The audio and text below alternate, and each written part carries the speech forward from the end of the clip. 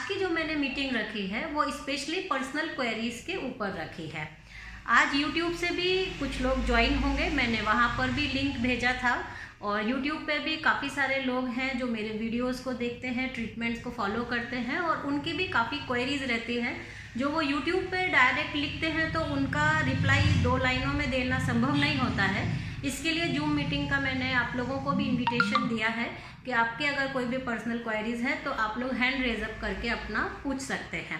तो आज का सेशन हम आप ही लोगों से शुरू करेंगे, जिसकी भी क्वेरीज है वो अपना हैंड रेज अप कर सकते हैं। या Rujita? Good morning ma'am. Good morning.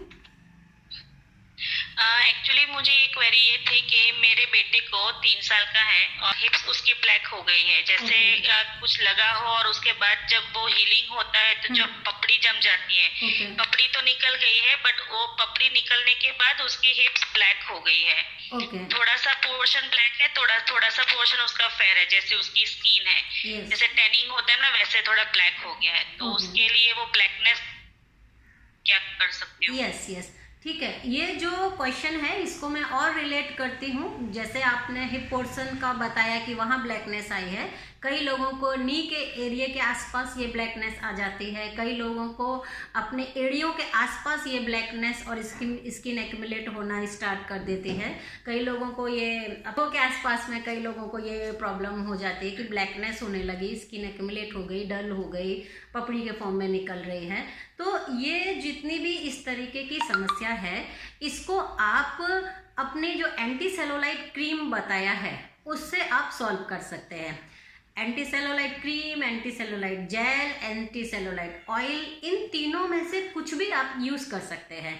लेकिन आपको बस क्या देखना है, मौसम देखना है। अभी जैसे विंटर का टाइम है तो मॉइस्चर लेवल ज़्यादा रखने की ज़रूरत है, तो उसके लिए अगर आप क्रीम बेस बनाओगे तो ज़्यादा बेटर है। तो बॉडी बटर में बनाइए।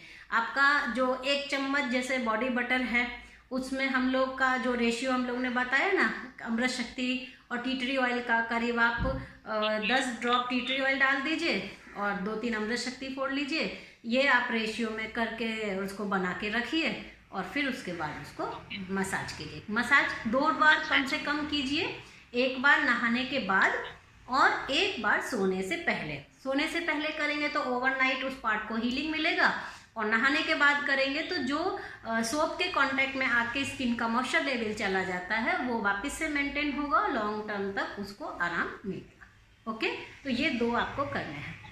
ठीक है रुजिता? सोनिया शर्मा जी आपको अनम्यूट किया है। हेलो कल्पना जी। या सबसे पहले तो मैं आपकी बहुत बड़ी फैन हूँ। अरे थैंक यू वेरी मच। मुझे आपके समझाने का वे इतना अच्छा लगता है। आई थिंक मैंने आपके लास्ट सारे वीडियोस देखे और डाउनलोड करती रहती थी। जैसे हीरोज लोगों की फिल्में देखते हैं ना लोग बार-बार, मैं आपके वीडियोस बार-बार रिपीट करके देखती थी। Thank you. Very happy to see you. से क्वेश्चन है कि जो हाइड्रा फेशियल क्रीम है हमारी मोदी केयर की, उसको हम सिर्फ फेशियल के ही लिए यूज कर सकते हैं या रेगुलर भी यूज कर सकते हैं? दोनों यूज कर सकते हैं। देखिए मैं अधिकतर मैक्सिमम कंटेंट्स देखकर ही चीज बताती हूँ कि उसको कैसे यूज किया जा सकता है। ओके, हाइड्रा फेशियल क्रीम का मतलब क्या होता है, अपने आप में इतना मॉइस्चर कंटेन करना कि जब फेशियल करें तो उस वक्त पानी का टचअप लगाने की ज़्यादा ज़रूरत ना पड़े। थोड़ा सा पानी लगाया और उस क्रीम ने बार बार अपना, जैसे बॉडी बटर अपना बटर छोड़ता है, ऐसे ही हाइड्रा फेशियल क्रीम भी अपना बार बार जो क्रीम टेक्सचर है वो छोड़ती है और मॉइस्चर लेवल को लॉन्ग टर्म के लिए मेंटेन रखती है। दैट इज कॉल्ड हाइड्रा, कि पानी का लेवल अच्छा मेंटेन करे, ज़्यादा मॉइस्चर को कंटेंट करे, वो एक हाइड्रा है। ठीक है। अब फेशियल जो क्रीम है, फेशियल क्रीम में हम लोगों को फेशियल की अगर मसाज देनी है तो उसके लिए भी वो बहुत अच्छा है। और रेगुलर बेसिस पे जैसे हम लोग वैसे तो जो क्रीम रिकमेंड करते हैं वो एज के हिसाब से, स्किन टाइप के हिसाब से, प्रॉब्लम के हिसाब से रिकमेंड करते हैं, लेकिन फिर भी किसी को अगर ऑल इन वन एक ऐसी क्रीम चाहिए जो हाथों पे भी लगा लो, पैरों पे भी लगा लो, एज ए कोल्ड क्रीम की तरह उसको यूज़ कर लो, पूरी फैमिली उसको यूज़ कर ले।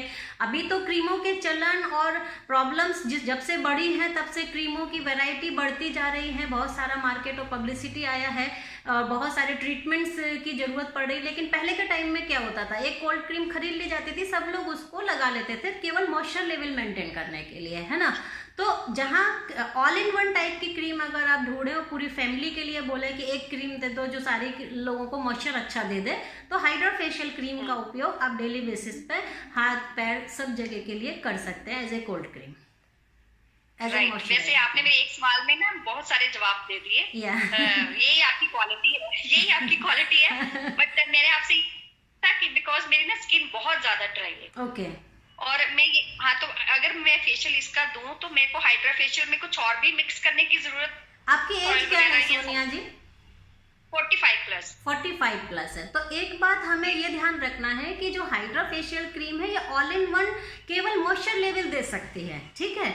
लेकिन अगर हम लोग ड्राई स्किन की बात करें और एज के हिसाब से अपने क्रीम से सेटिस्फेक्शन चाहते हैं, तो आपके लिए जो क्रीम है वो आप जो एज रीडिफाइनिंग का सीरम और जो क्रीम है वो आपके लिए बहुत सुटेबल है। एक बार कॉस्टली जरूर पड़ेगी, लेकिन क्योंकि एज के हिसाब से स्किन का मॉइस्चर लेवल भी तो बहुत ज़्यादा ड्राई हो जाता है। जैसे जैसे एज बढ़ेगी स्किन की जो ड्राइनेस है वो बढ़ती जाती है। तो वो ड्राइनेस और एक 25 साल की उम्र की ड्राइनेस, एक 30 साल की उम्र की ड्राइनेस, एक 40 प्लस की एज की ड्राइनेस में अंतर होता है ना। तो जो व्यक्ति हाइड्रा फेशियल क्रीम से 25 से 30 साल की उम्र में सेटिस्फाइड होगा, वो व्यक्ति 40 साल की उम्र में सेटिस्फाइड नहीं हो सकता, उसकी स्टिल ड्राइनेस रह ही जाएगी। तो उसके लिए क्या है, एज रिडिफाइनिंग को यूज़ कीजिए, क्योंकि वहाँ आपको कोलेजन की ज़रूरत है। कोलेजन को बूस्ट करना बहुत इंपॉर्टेंट है। कोलेजन बूस्ट होगा, स्किन की आउटर लेयर्स में अच्छे अच्छे सेल्स रीजनरेट होंगे और आपको मॉइस्चर लेवल अच्छा मिलेगा। फिर रिंकल की समस्या हटेगी। जैसे स्किन ड्राई पड़ेगी, एज बढ़ेगी, तो अर्ली स्टेज के रिंकल्स भी शुरू हो जाएंगे। आंखों के आसपास रिंकल आएंगे, फोरहेड पे रिंकल आएंगे, चीक्स में आपके रिंकल आएंगे। तो ये सब जो रिंकल्स की प्रॉब्लम है, अगर हमें अपने एज के हिसाब से सही करनी है सब चीज़ें, तो आप एज रिडिफाइनिंग का सीरम और एज रिडिफाइनिंग का डे क्रीम, हो सके तो उसका क्लिंजर भी वही यूज़ कीजिए। तो आपको स्किन में एक हफ्ते के अंदर बहुत ही बढ़िया ग्लो आने लगेगा।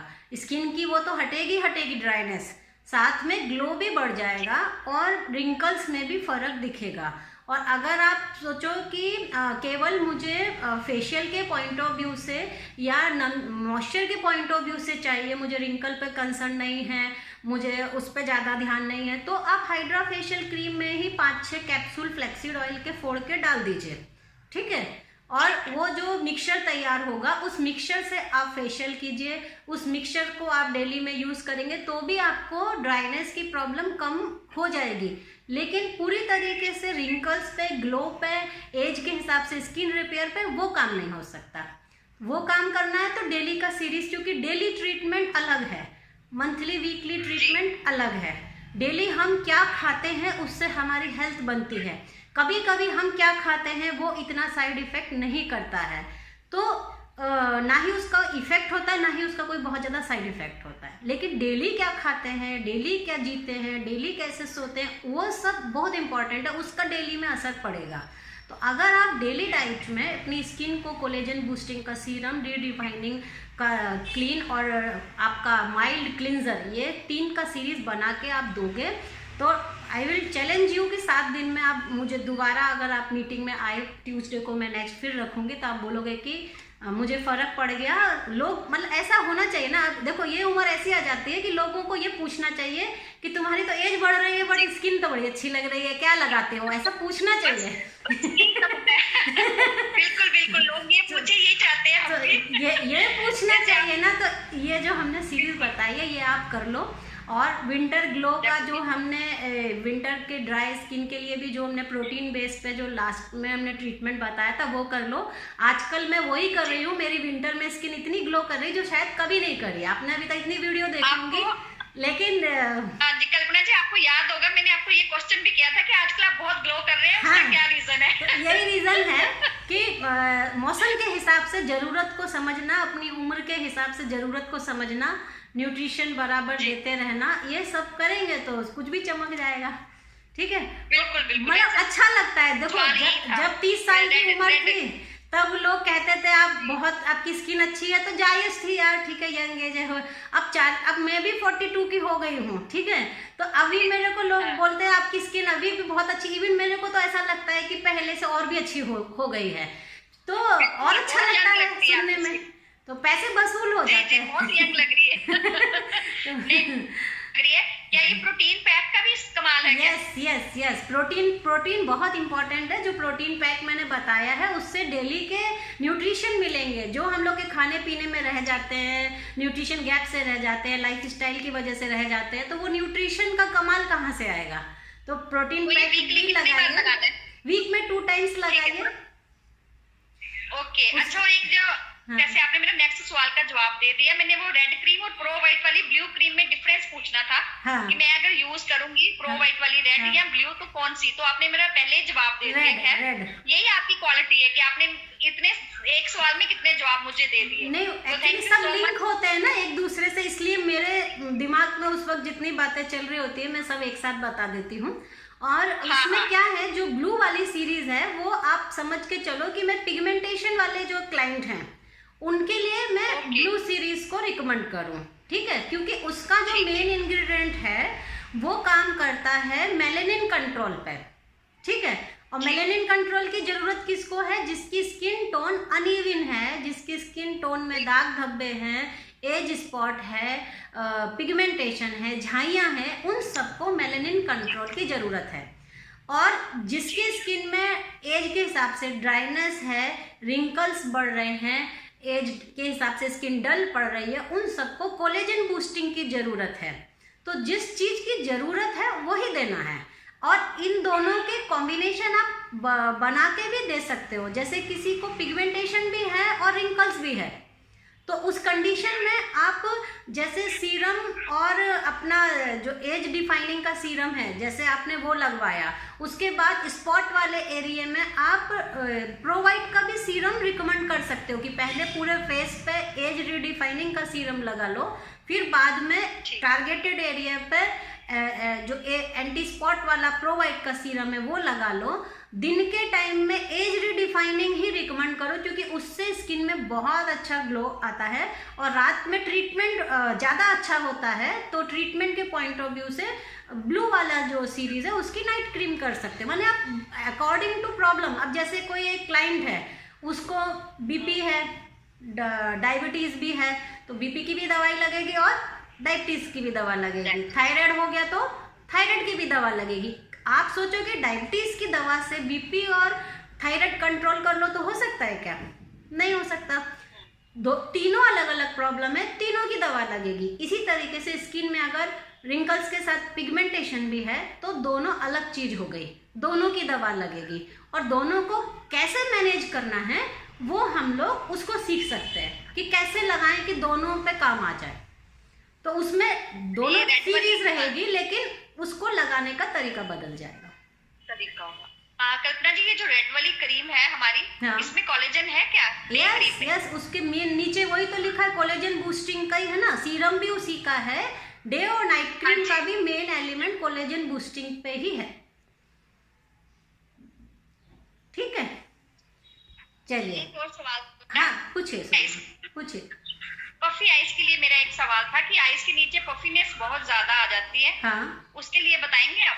पफीनेस कब से आ रही है?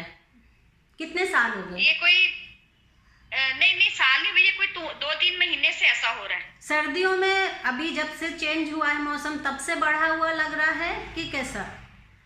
हाँ, मैं भी शायद सितंबर से, उससे पहले थोड़ा। पीरियड कैसे हैं?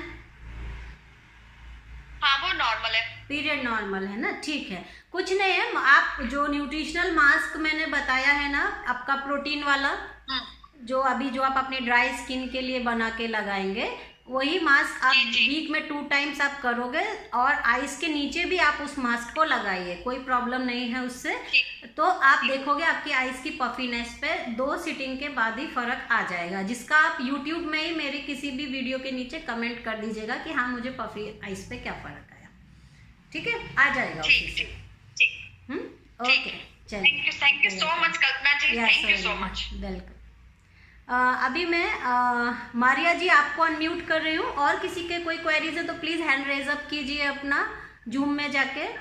या मारिया जी पूछिए। हेलो कल्पना जी।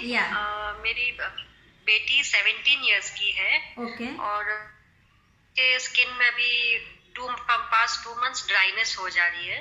ओके। तो उसको मैंने वो fruit of the earth fairness gel, तो उससे कोई इफेक्ट नहीं हो रहा है। She is not getting it from that. कितना एज बताया आपने मारिया जी? 17 17 ना? 17 ठीक है। yes, तो देखिए 17 एज में स्किन में अगर ड्राइनेस है तो जो फेयरनेस जेल है वो क्रीम नहीं है, वो जेल है। जेल बेस्ड जो चीजें हैं वो ऑयली स्किन के लिए अच्छी होते हैं, ठीक है। She has a T-zone, actually T-zone है उसका। हाँ, तो टी जोन में है तो चीक्स में अगर ड्राइनेस है अपन को मॉइस्चर लेवल इवन जेल भी लगा रहे हैं तो ऑयली स्किन के हिसाब से उसका मॉइस्चराइजर ऐड करना जरूरी है। तो जैसे अपना पपाया का मॉइस्चराइजर 17 साल की उम्र के लिए ठीक है, और एक जो रोज वाली हाइड्रा क्रीम आई है वो भी नॉन ग्रीसी है। ये दोनों ही प्रोडक्ट नॉन ग्रीसी हैं, इनको ऐड करना जरूरी है। फेयरनेस जेल उतना कंपलसरी नहीं है उनके लिए। तो आप पपाया मॉइस्चराइजर या फिर हाइड्रा वाली जो क्रीम आई है ये आप उसको लगाइए, ठीक है। अगर इससे ड्राइनेस आपकी ठीक हो जाती है तो अच्छा है, और ड्राइनेस ठीक नहीं होती है तो इन्हीं में ही आप 1 चम्मच यही जो लोशन है मॉइस्चराइजर के, उसमें एक फ्लैक्सीड ऑयल का कैप्सूल अलग तोड़ के अलग मिक्सचर बना के रखिए और उसको लगाइए। रात में स्पेशली जरूर लगवाइए, तो सुबह तक जो ड्राइनेस होना, खिंचना, ये सब बंद हो जाएगा, ट्रीटमेंट मिल जाएगा स्किन को अच्छा। Okay. And she is using Moroccan argan oil cleanser face wash के लिए, so is that correct? Dry skin है तो वो क्लिंजर अभी नहीं यूज कराओ, उनको पीएच बैलेंस के जो प्रोडक्ट होते हैं स्किन के लिए वो यूज कराओ, क्योंकि जो भी जैसे चीक जोन ड्राई है अगर तो चीक जोन जो होता है, ये टी जोन अलग होता है, चीक अलग होता है। जो ड्राइनेस फील होती है वो हम लोग को चीक्स पे ही होती है ना। तो आप उनको एप्रिकॉट का जो फेस वॉश है जिसमें टी ट्री मिला हुआ है उसके नीचे पीएच बैलेंस लिखा हुआ है, तो जितनी भी स्किन ड्राई होती हैं उनको पीएच बैलेंस प्रोडक्ट ही फेस वॉश के लिए यूज करने चाहिए, ताकि वो सोप फ्री फॉर्मूला रहे, उसके पीछे लिखा भी रहेगा सोप फ्री फॉर्मूला, तो वो आप यूज कराओ फेस वॉश के लिए। और क्रीम में पपाया मॉइस्चराइजर मैं फर्स्ट नंबर पर रिकमेंड करूंगी, सेकंड नंबर पर रोज वाली। फिर भी ड्राइनेस रह जाती है तो फ्लैक्सीड ऑयल रात में फोड़ के आप 1 चम्मच में अलग रेशियो बना के रख लीजिए और फिर ट्रीटमेंट कीजिए। Flaxseed oil how many capsule? 1 capsule? 1 capsule in 1 spoon.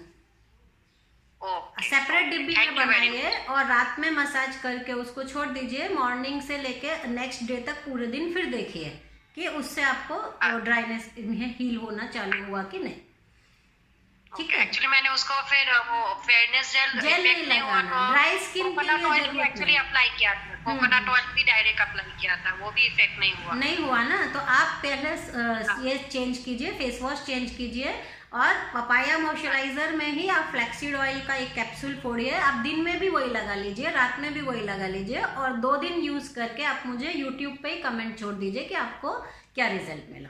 Further कुछ जरूरत होगी तो मैं फिर बोलती हूँ, ठीक है, चलेगा। धवानी जी आपका मैं अनम्यूट कर रही हूँ यहाँ पर। या ओके मैम। Hello ma'am. या हेलो। यस, मेरा क्वेश्चन ये है कि जो हम DIY तो उसमें क्या होता है कि हनी जो होता है ना वो मेरे फेस पे सूट नहीं होता है। जब भी मैं हनी यूज करती हूँ तो मुझे बहुत ही जलन हो जाती है, और फिर जैसे ही निकालती हूँ तो रेड हो जाती है मेरी स्किन। तो ये क्यों हो सकता है? आपका एज क्या है? 29। स्किन टाइप क्या है? मेरी कॉम्बिनेशन है। आपको ऑलरेडी आपका पीरियड कैसा है दवानी जी? रेगुलर है, ठीक है। और बॉडी में कहीं बैक पेन, नेक पेन की समस्या, कहीं जॉइंट पेन, लेग पेन? नहीं, कुछ नहीं ना, अभी तो ठीक है। कुछ भी तो नहीं है। मतलब आपको कुछ ऐसा न्यूट्रिशन डेफिशिएंसी से रिगार्डिंग तो कुछ एलर्जी नहीं लग रहा है, तो आपको हनी की एलर्जी ही है। जैसे कई लोगों को किसी पर्टिकुलर प्रोडक्ट की एलर्जी होती है तो उनको वो यूज नहीं करना चाहिए। तो आप वो हनी स्किप कर दो उस कंडीशन में, अगर आप एलर्जिक हो तो। अगर बॉडी के अदर सिम्टम से कुछ ऐसी चीज़ निकल के नहीं आती कि जो डेफिशिएंसी से रिगार्डिंग है, तो आप वो उस प्रोडक्ट के एलर्जिक हो। जैसे कई लोग सी फूड के एलर्जिक होते हैं, कई लोग सिट्रस यानी खट्टा खाने के एलर्जिक होते हैं, वो खट्टा खा लेंगे तो उनको एसिडिटी बढ़ जाती है, पित्त दोष बढ़ जाता है, तो आपको हनी से एलर्जी है तो आप मत यूज़ करो उसको। हाँ तो लूंगी। और आपने जो वो विंटर वाला बताया था ना फेस के लिए, तो उसमें आपने हनी डाला था, तो उसमें मैं ना डालूं तो चलेगा ना? चलेगा। पहले आप एक बार डाल के लगा के देखो, क्योंकि जो पैक मैंने बनाया है, कई सारे लोग जिनको हनी सूट नहीं करता, कई सारे लोग जिनको हल्दी सूट नहीं करती, ऐसे भी बहुत सारे एलर्जी के, लेकिन जो वो पैक पूरा बना है, वो पैक आपस में मिक्स होके ऐसी प्रॉपर्टी देता है कि सारी चीज़ें एक्सेप्ट हो जाती है। ये मेरा खुद का ट्रायल है। तो पहला कंडीशन में आप डाल के देखो, ठीक है? आप देखो, अगर आपको उससे कुछ भी प्रॉब्लम नहीं होती है सारे कॉम्बिनेशन यूज़ करने के बाद, तो आप एज इट इज़ यूज़ करना। और अगर आपको वो जरा भी 1% ऐसा लगता है कि इचिंग हो रही है स्किन को, या जो भी आपको हनी से एलर्जी की सिम्टम दिखते वो हो रहे हैं, तो अगली बार में हनी मत डालना। Okay, thank you so much ma'am. और कैसा लगा वो क्लीनअप का रिजल्ट, क्या आया, वो सब आप मुझे यूट्यूब पे जरूर छोड़िएगा। Yes definitely ma'am, thank you so much. Welcome. Kamlesh ji, मैं आपको अनम्यूट कर रही हूँ। हाँ जी, गुड मॉर्निंग मैम। मैं ना सोराइसिस की पेशेंट हूँ। अच्छा, सोराइसिस, ओके।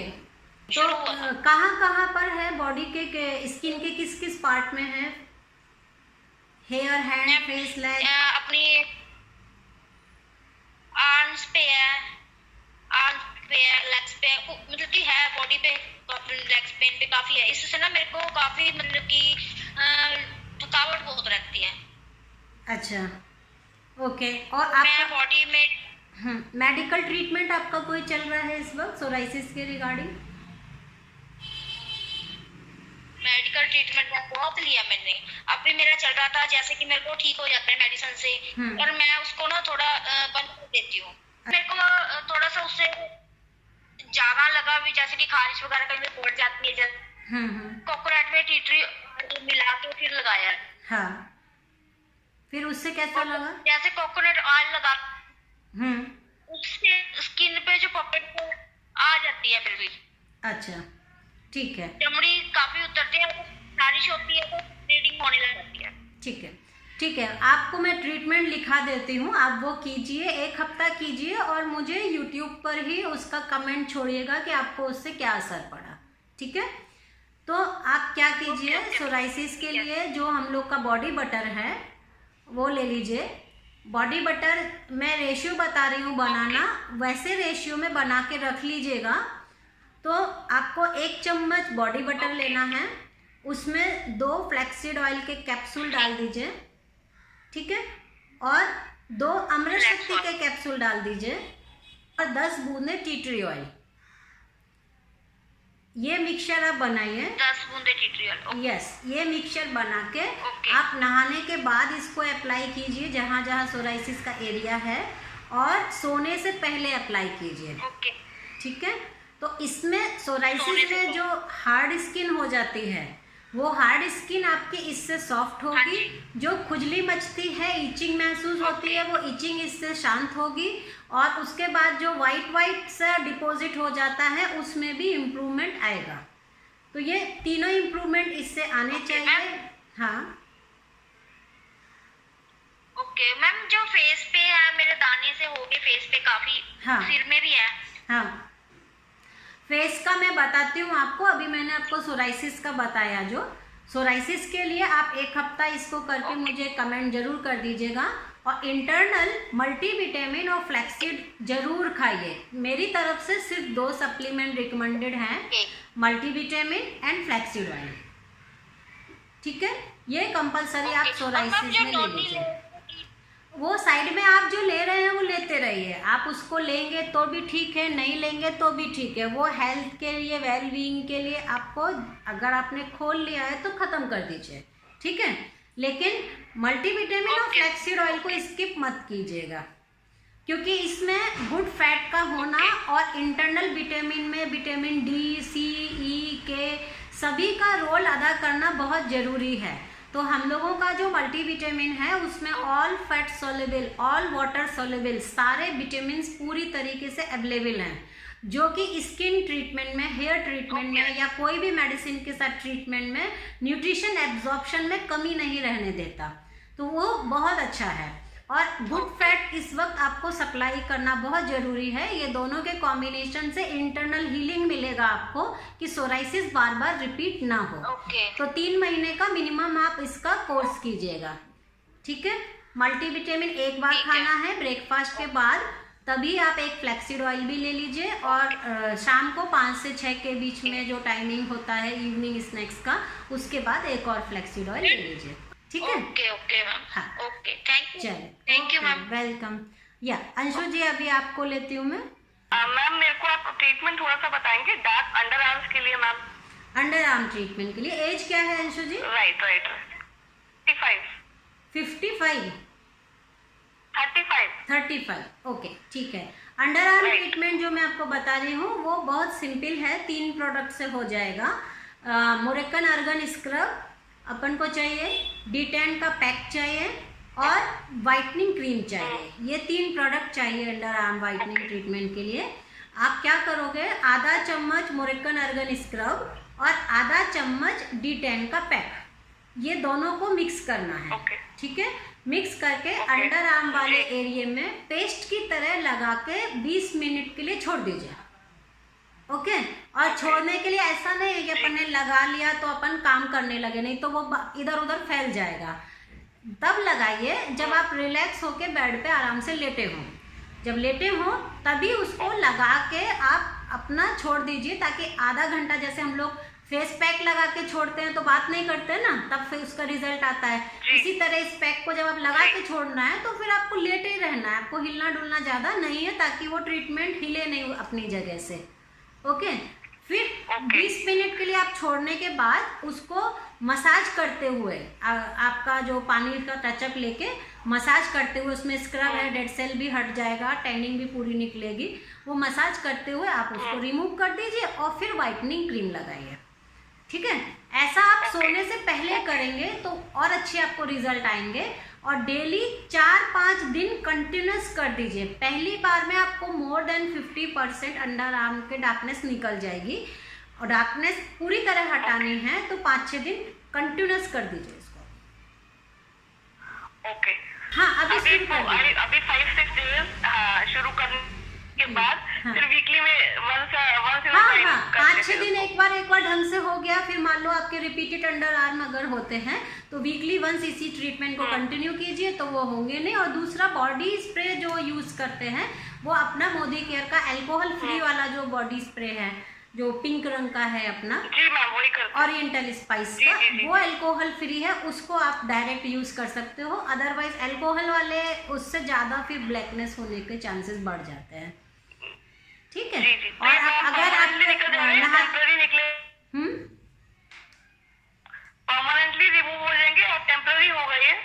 देखिए, परमानेंट क्या चीज होती है, कोई अगर डेड चीज पे हम लोग कुछ लगा रहे हैं तो वो परमानेंट हटाया या पेंट किया जा सकता है, लेकिन लाइव चीज किस पे डिपेंड करती है, कारण पे डिपेंड करती है कि वो ब्लैक हुए क्यों। अगर उसका ब्लैक होने का रीज़न परमानेंट ख़त्म हो जाए तो वो परमानेंट चला जाएगा, लेकिन अगर उसका ब्लैक होने का रीज़न ख़त्म नहीं होगा तो फिर वो आता रहेगा, सिर्फ हम लोग उसका ट्रीटमेंट कर सकते हैं। तो अंडर आर्म ब्लैक होने का रीज़न क्या है, या तो स्वेटिंग हो सकती है, या आपको स्मेल, अगर अंडर आर्म में स्मेल रह जाती है तो वो हो सकती है, बैक्टीरियल इन्फेक्शन हो सकते हैं, अल्कोहल वाला जो स्प्रे होता है वो हो सकता है, केमिकल वाले जो रोल ऑन लगाते हैं वो हो सकता है। ये सब चीज़ें अंडर आर्म के डार्कनेस का कारण बनती हैं।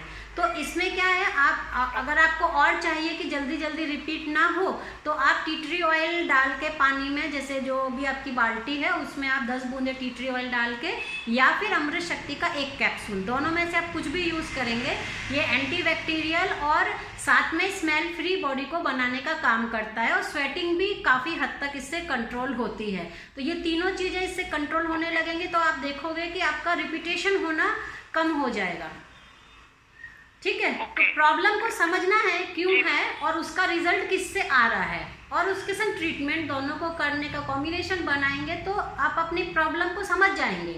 एक बार समझ जाएंगे उसी हिसाब से आप डील करेंगे तो उतना ही आप उसे एक्सटेंड कर सकते हैं। ओके मैम, तो ये पैक लगा के हैंड्स नीचे तो कर सकती है ना, या हैंड्स ऊपर ही रखने हैं? क्या चीज?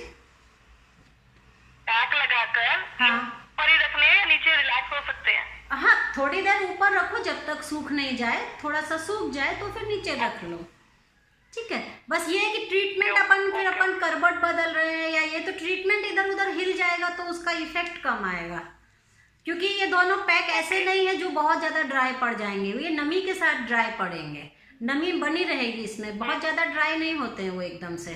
तो इसलिए 15-20 मिनट है, गाना लगाइए, म्यूजिक लगाइए, सुनिए, रिलैक्स कीजिए 20 मिनट। जैसे अपन लोग पार्लर पे जाते हैं तो लेट जाते हैं ना फेशियल के लिए, फिर कहाँ हिलते डुलते, 20 मिनट लेटे रहते हैं, ऐसे लेटे रहना घर में, ठीक है जी ma'am. Ma'am one more thing मुझे ये पूछना था, मैंने अंडर आई क्रीम लगा रही हूँ अपनी पफनेस के लिए, मेरी आई पफनेस नहीं जा रही। डार्क सर्कल्स भी थे वो तो ऑलमोस्ट हो गए हैं, बट पफनेस नहीं जा रही। स्किन टाइप क्या है आपकी अंशु? स्किन क्या है? Dry, normal, oily? Skin type क्या है? Normal ma'am, normal. नॉर्मल में है ना, तो जो अभी विंटर के लिए जो मैंने विंटर वाला पैक बताया है ना, उसमें फ्लैक्सीड डाला हुआ है ऑलरेडी, प्रोटीन डाला है, ये सब चीज़ें आई पफीनेस पे काम करती हैं, और स्किन टाइट होती है तो पफीनेस भी बहुत जल्दी ख़त्म होती है। तो आप ये विंटर वाला पैक ट्राई कीजिए लगा के, और कंटिन्यूस वीक में 2 टाइम्स लगाइए, फिर आप अपना अंडर आई क्रीम लगाइए, देखिए आपका पफीनेस पे भी आपको फ़र्क आएगा। ओके मैम, ये यूट्यूब चैनल पे है आपके? हाँ, मेरे चैनल पे ये वाला विंटर करके, विंटर केयर उसमें डला है वीडियो, ठीक है।